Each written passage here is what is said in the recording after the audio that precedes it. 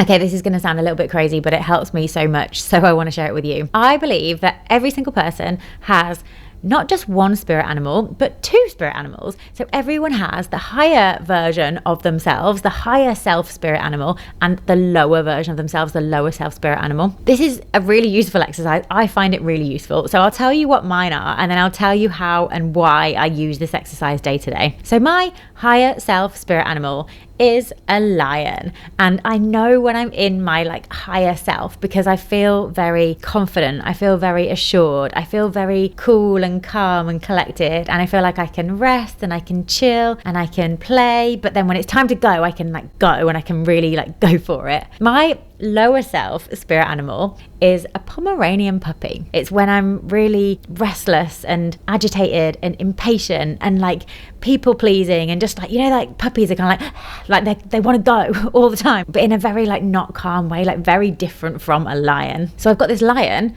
higher self, and I've got this Pomeranian puppy, lower self. And what that means is that whenever I notice that I'm feeling one of these emotions, like if I'm feeling really impatient and I like want to stop because I don't really want to be in this whole state of impatience the whole time, rather than me thinking I'm impatient and almost tying myself to that emotion and believing that it's like part of me, I can almost separate out and be like, oh, I'm being my lower self spirit animal right now. And I can create some separation, create some distance and perspective and just study it. And then I can get really analytical about it instead of tying myself emotionally to what's going on. So then it's like, okay, why am I feeling impatient? Because of this thing, because of that thing. And then I can find the causes and I can find the triggers and I can work back and then I can change it. And so my goal is to, every time I feel like something's going on that means I'm acting like my lower self spirit animal, I can do something about it to mean that I am more of the time, if not all of the time, in the higher self version. I've tried this with a few friends and it's quite fun. So you think about what your higher self spirit animal is,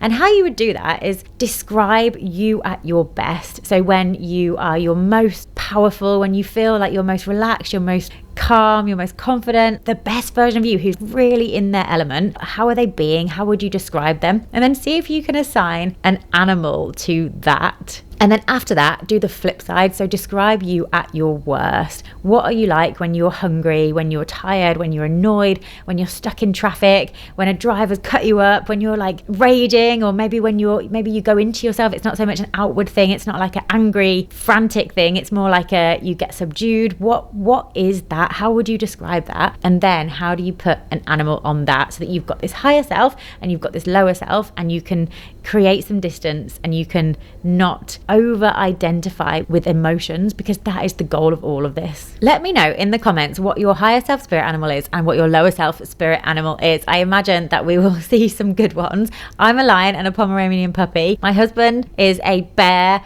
and a hyena. There's other people who've got the swan and the bull. Another friend has got the wolf and the meerkat. It doesn't matter what the animals are. It just matters that you define them. You define the characteristics of them. And then you just start to recognize when you are showing up as the lower self and get yourself into the higher self version of you all the time. I never want to take myself too seriously. It's like I find it really unattractive when people take themselves too seriously, because I'm always like, you almost want to like hit them on the head and be like, what are you doing? None of this matters. So this for me is a really fun way of doing that. Hope it has helped you. Let me know in the comments what you get, and of course please subscribe to my YouTube channel because there are new videos all the time, and I will see you in the next one.